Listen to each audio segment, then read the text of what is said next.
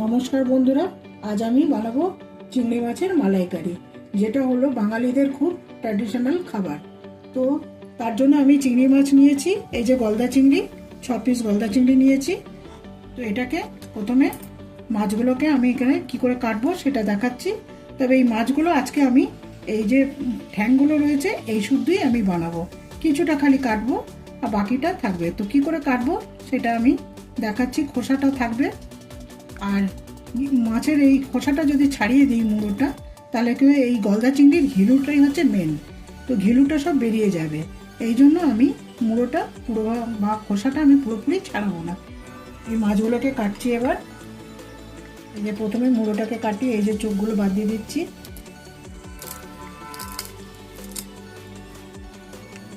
এরপরে এগুলোকে কাটি। হ্যাংগুলোকে আমি পুরোটা কাটবো না, কিছুটা কাটবো, কিছুটা থাকবে।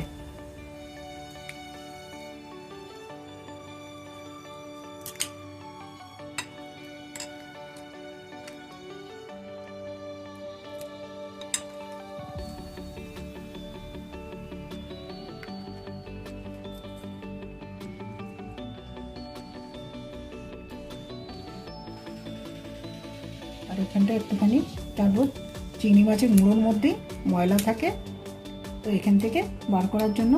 আর পেছনের একটা সুতোর মতন থাকে, সেটার জন্য আমি এটা কিছুটা কেটে নিচ্ছি। এই যে এটাই হচ্ছে মেন ময়লা, আর এখান থেকে কেটে নিয়ে সুতোটাকে বার করবো।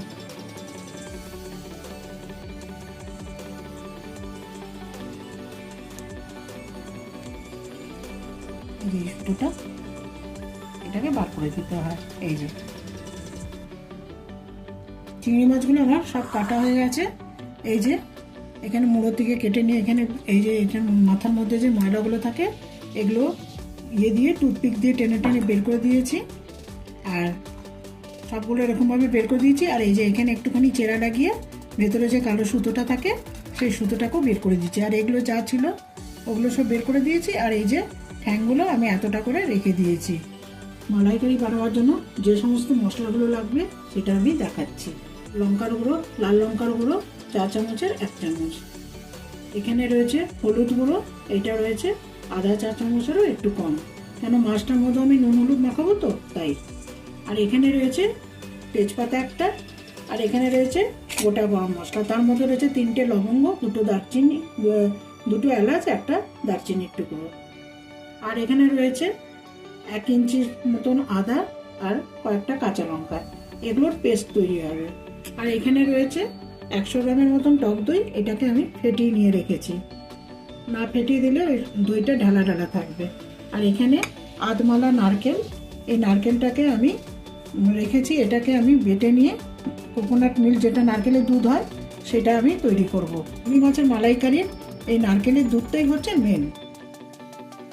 এই যে নারকেলটাকে আমি বেটে নিয়েছি, আর এর মধ্যে আমি গরম জল দিয়েছি, যাতে নারকেলের যে দুধটা খুব ভালোভাবে বেরিয়ে যায়, ওই জন্য আমি ঠান্ডা জল দিইনি, এর মধ্যে গরম জল দিয়েছি। এবার আমি এটা কি করব, ছেঁকে নেব।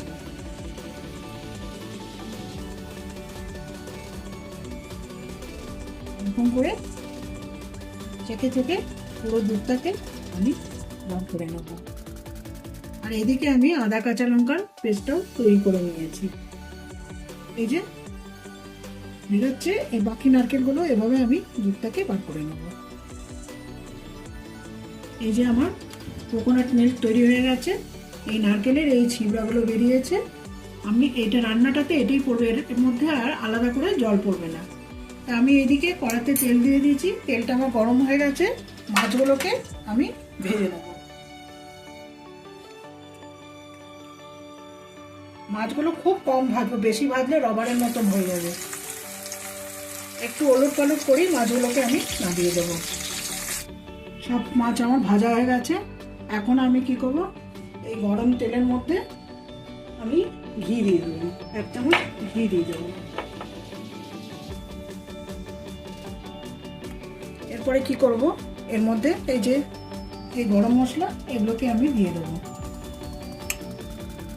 এই গোটা গরম মশলাগুলো আর এই তেজপাতা,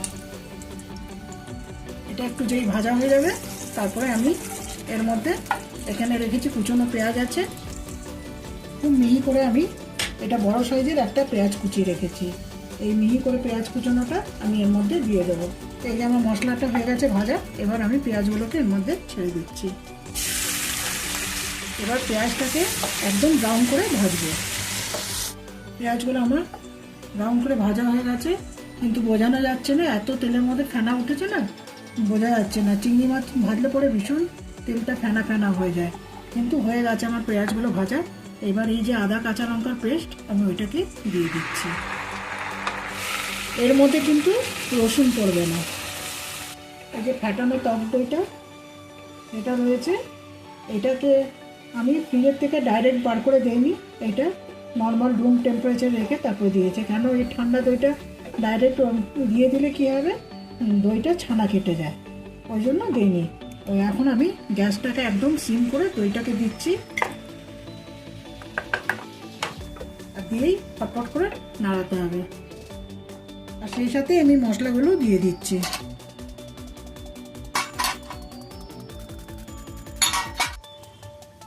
মশলাটা আমার কষানো হয়ে গেছে, এরপরে আমি এর মধ্যে নুন দিয়ে দিচ্ছি। নুনটা যার যার নিজের আন্দাজ মতন। আর এই যে কোকোনাট মিল্ক এটাকেও আমি দিয়ে দিচ্ছি। তো মালাইকারি একটু মিষ্টি স্বাদের হয়, তো ওর জন্য এর মধ্যে মিষ্টি দিতে হবে, কিন্তু অনেক সময় নারকেলটা খুব মিষ্টি হয়, তো ওই জন্য নারকেলটা কীরকম মিষ্টি তার উপরে ডিপেন্ড করছে, আর কে কীরকম মিষ্টি খায় তার উপরে, তাই মিষ্টিটা কম বেশি হতে পারে। তো মিষ্টিটা আমি এখন দেবো না, একটু পরে আমি দেবো। ঝোলটা ফুটে গেছে, এবার আমি এর মধ্যে একটু মিষ্টি দিয়ে দিলাম। এবার আমি মাছগুলোকে এর মধ্যে ছেড়ে দেবো।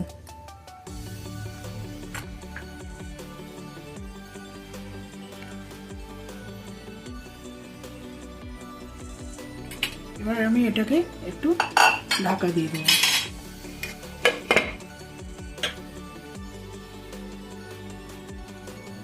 মাছটা হয়ে এসছে, এবার আমি ঢাকনাটাকে সরাচ্ছি, সরিয়ে নিয়ে দেখাচ্ছি।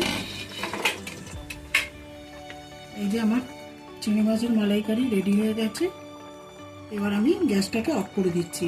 আর এই যে ঝোল ঝোল মরাচ্ছে না, এটা কিন্তু ঝোল না, এরকম এটার মধ্যে তো এই নারকেলের দুধ পড়েছে, তো এটা বসলে পরে ঠান্ডা হলে পরে এটা আরও জমে যাবে, ওই জন্য এতটা ঝোল রাখতে হবে। এটার মধ্যে আমি একটুখানি গরম মশলা দিয়ে দিলাম। আমি এটা ঢেলে নিয়ে দেখাচ্ছি। নামানো হয়ে গেছে, ঢালা হয়ে গেছে। এরপরে আমি এটার উপরে একটুখানি ফেস ক্রিম দিয়ে দিচ্ছি। এটা সার্ভ করার সময় এইভাবে দিলে দেখতে একটু সুন্দর লাগে। এই ফ্রেশ ক্রিমটা দেওয়াতে শুধু দেখতেই যে সুন্দর লাগে তা না, এটার মধ্যে কি হয়, একটা ক্রিমি টেক্সচার আছে, আর এটা খাবারের স্বাদটাকে আরেকটু বাড়িয়ে দেয়। তো বন্ধুরা, আমার এই চিংড়ি মাছের মালাইকারি রেসিপিটা যদি ভালো লাগে তাহলে লাইক কমেন্ট শেয়ার করো, সাবস্ক্রাইব করো, আর বেল আইকনটা প্রেস করে দিও। আর এটা অতি অবশ্যই একবার ট্রাই করে দেখো, গরম ভাতের সাথে এটা খেতে দুর্দান্ত লাগবে।